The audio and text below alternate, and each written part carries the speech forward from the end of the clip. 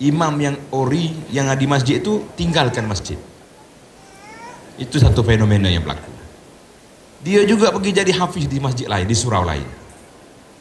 Maka saya mencadangkan supaya pihak masjid, terutama sekali imam-imam yang telah bergaji tetap di masjid tersebut, supaya khas untuk imam tarawih. Sebab dia imam ratib 5 waktu je, imam tarawih tak masuk dalam kira-kira. Maka mereka ini saya kira tidak akan lari ke masjid lain. Itu realiti berlaku. Sebab kita buat mari orang lain bayar 2,000, 3,000. Imam kita tak ada bayar, jadi dia pergi masjid lain orang bayar dia. Setengah-setengah imam tu memang suara sedap. Bagi saya satu kerugian besar apabila masjid ini melepaskan imam dia pergi masjid lain. Yang mari pelajar tahfiz baru nak belajar. Sebagaimana ustaz kita kata tadi, hafalan belum cukup tapi sudah jadi imam. Saya pun jadi Indo juga dah. Jadi itu satu benda realiti yang berlaku. Adapun kalau kita nak solat seorang, kita nak tahajud seorang-seorang, kita letak Quran di depan tu, insya-Allah tidak menjadi masalah lah atas rasa keperluan, khususnya dalam solat tahajud kita malam itu. Wallahu a'lam. Alhamdulillah, terima kasih ucapkan pada Ustazah untuk kongsi jawapan. Saya persilakan pada soalan lisan daripada tuan-tuan sekalian. Satu soalan, silakan mic di sebelah kanan dahulu.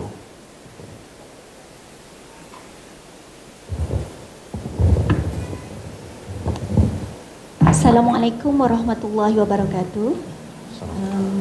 Saya ingin bertanya sedikit pengalaman, sebab kita ada dua penceramah daripada Indonesia.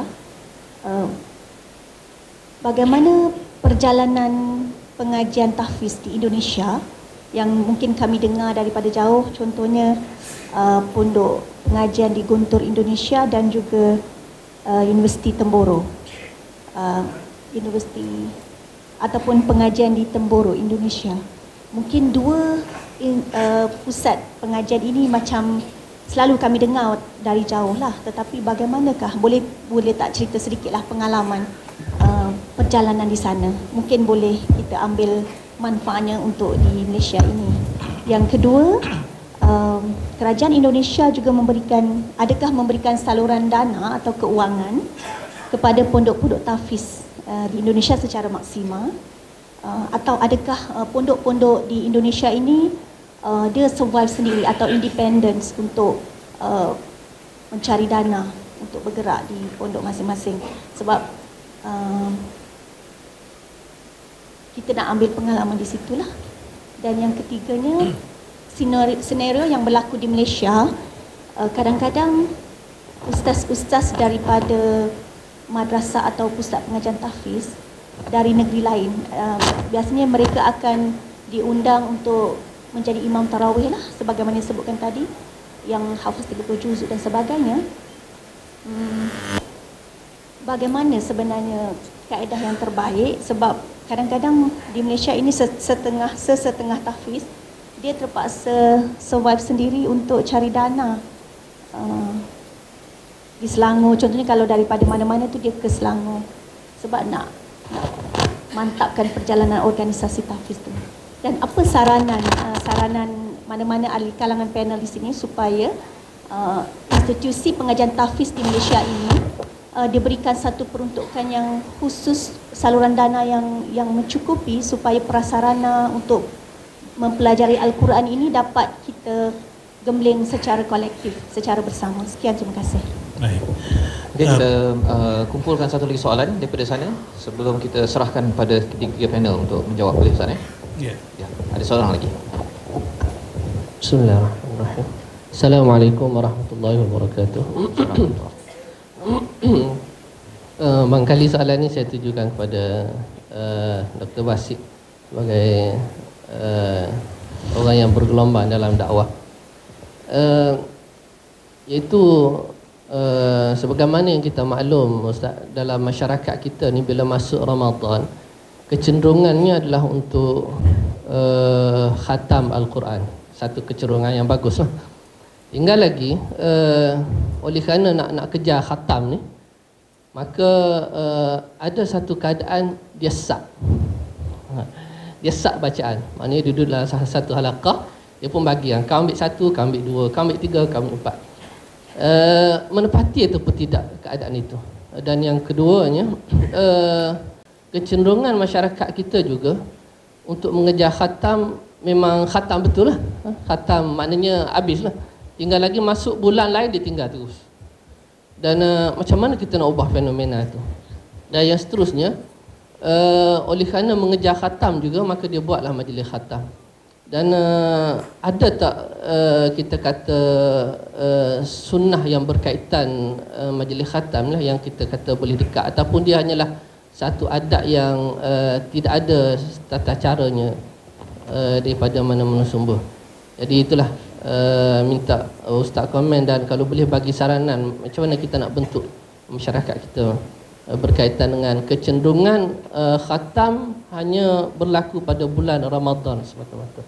Wallahualam. Terima kasih. Kita mendengar daripada Ustaz Bakhtiar berkongsi pengalaman di Indonesia. Di Indonesia itu ada dua jenis pesantren. Satu pesantren salafiyah, satu lagi pesantren modern. Pesantren modern ini dimotori oleh Gontor. Pesantren salafiyah ini mengkaji kitab. Satu kitab bisa bertahun-tahun. Ya. Kemudian Gontor dengan sistem baru, dengan sistem klasikal ini menjadi motor. Metode atau pendidikan dengan sistem klasikal. Masing-masing punya kelebihan dan kekurangan. Sistem salaf itu biasanya kuat di bahasa Arab dari sisi tata bahasa. Tapi mereka pasif dalam berbahasa Arab. Tapi pandai membaca kitab. Sistem Gontor, targetnya yang penting bisa memahami dasar-dasar kitab, tapi mereka lebih fasih dalam berbahasa Arab. Itu perbedaan pertama. Perbedaan kedua, di pesantren modern itu kita sudah menggunakan dasi, ya, tai, dan pembentukan karakter dengan pola hidup modern juga. Jadi istilah modern ini pun masyarakat yang memberikan nama. Sementara di sistem salaf, ya, mereka sangat tradisional. Sangat tradisional. Dan yang ketiga, kitab-kitab yang dipelajari di dalam pesantren-pesantren modern di Indonesia itu cenderung bersifat summary dari kitab-kitab klasik. Nahwunya misalnya Nahwul Wadih, ya, fikihnya sudah fikih manhaji. Nah, sementara kalau di pesantren-pesantren salaf itu betul-betul merujuk kepada kitab-kitab umumnya Asy-Syafi'iyah. Nah, seperti itulah sekilas kira-kira. Dan di pesantren modern banyak, ada drum band, ada music, kadang ada kegiatan-kegiatan fotografi, kemudian jurnalistik, leadership,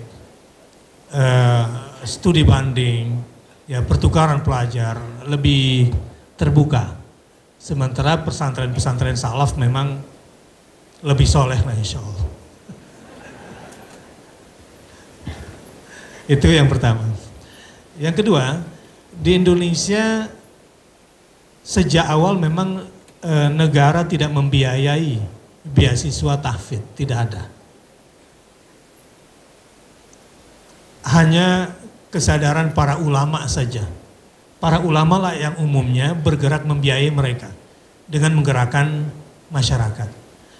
Belakangan saat ini yang terbaru di Indonesia sudah banyak lembaga-lembaga keuangan swasta, ya, dari masyarakat Islam, seperti ada dompet duafa, ada rumah zakat, ada yayasan dana sosial Al-Falah. Lembaga-lembaga inilah yang banyak membiayainya, termasuk yang saya kembangkan juga di Indonesia.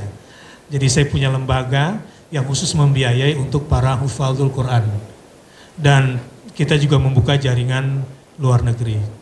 Nah, yang terakhir, menjawab pertanyaan terakhir, saya kira bagaimana manajemen pembiayaan para tahfidz dan para imam ini menjadi tugas kita bersama. Di beberapa daerah di Indonesia seperti di Batam, itu imam masjid sudah mendapatkan gaji khusus dari pihak pemerintah daerah dan ada lagi tambahan dari lembaga zakat yang dikerjasamakan antara ulama dengan pemerintah daerah. Pada pertemuan hari ini, saya ingin menugaskan kepada panitia yang menyelenggarakan hari ini, mudah-mudahan bisa bekerja keras. Hendaklah dibuat semacam tabung infak yang di situ mengumpulkan dana dari umat untuk pembiayaan tahfidz diantaranya. Saya ingin berikan dalilnya.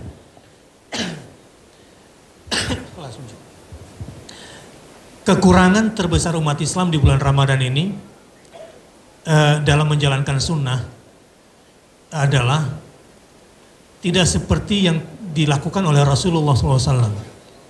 Ketika Rasulullah di bulan Ramadan ini memang melaporkan hafalannya, mengulangkan hafalannya ke hadapan Jibril, tapi pada saat yang sama ajwadu bil khair minar rihil mursalah. Rasulullah itu banyak membaca Quran, tapi pada saat yang sama juga berinfaknya itu lebih cepat daripada angin yang menghembus. Nah, ini kesalahan umat Islam selama ini. Termasuk banyak ustadz dan ulama yang juga bakhil di bulan Ramadan. Dia hanya banyak menerima saja.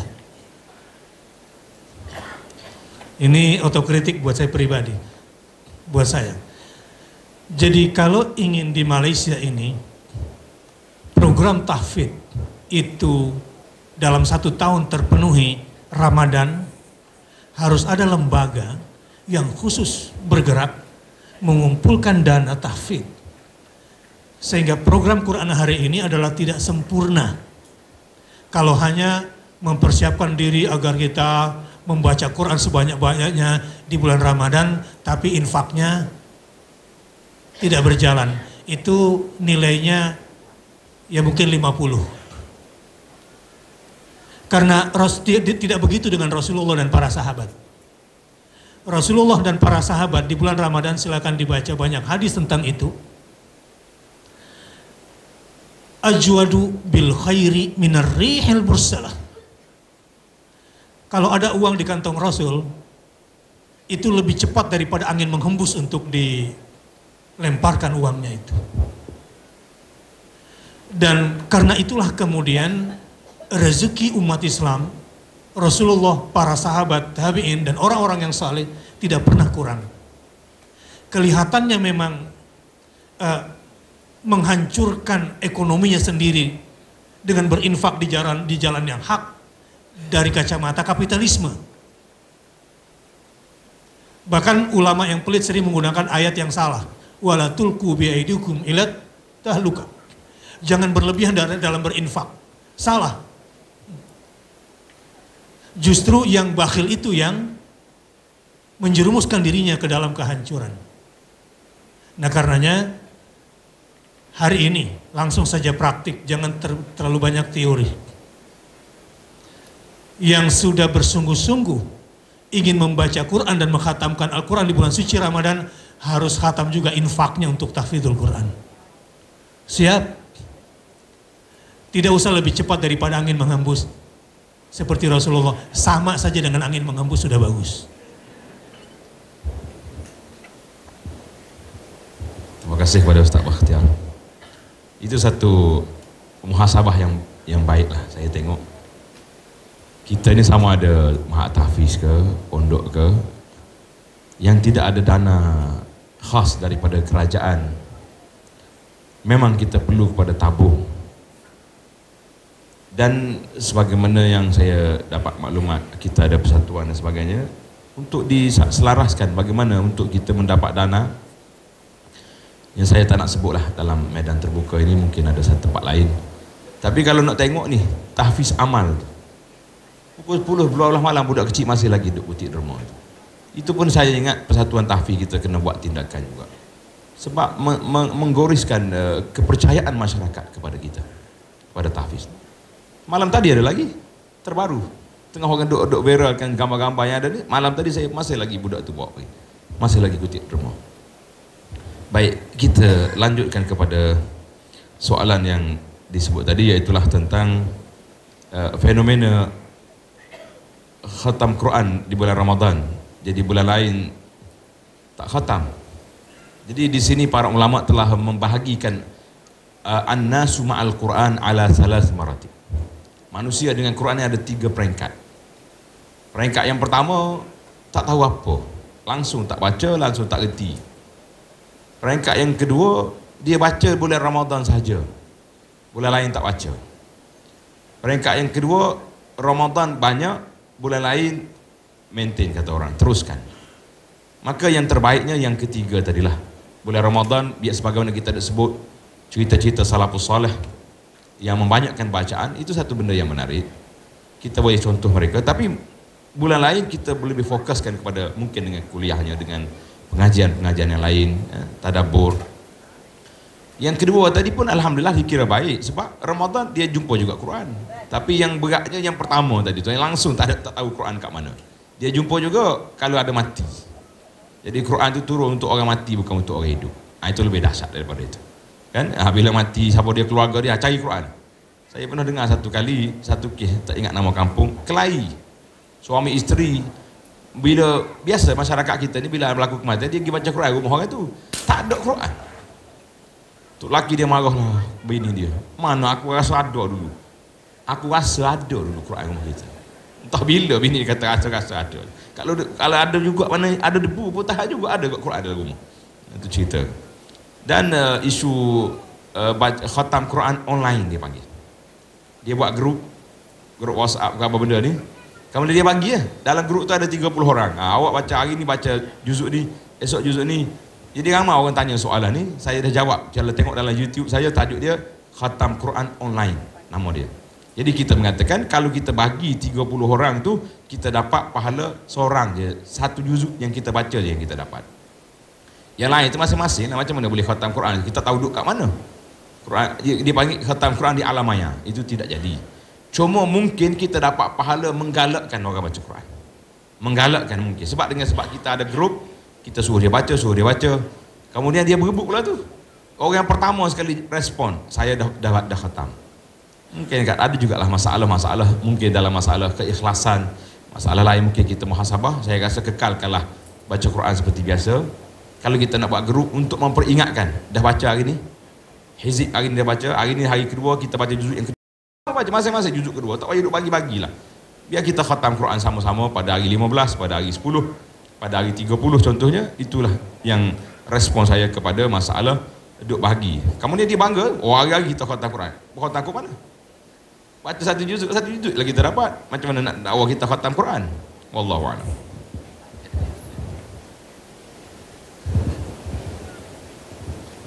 Ini Ustaz ya.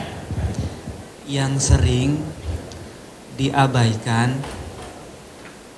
yang sering tidak diperhatikan oleh pembaca Al-Quran di Ramadan itu adalah tadabburnya. Membaca Al-Quran, mengejar khatamnya, tadabburnya hilang. Pada masa lalu, salafus salih, salat tarawih itu sampai sahur.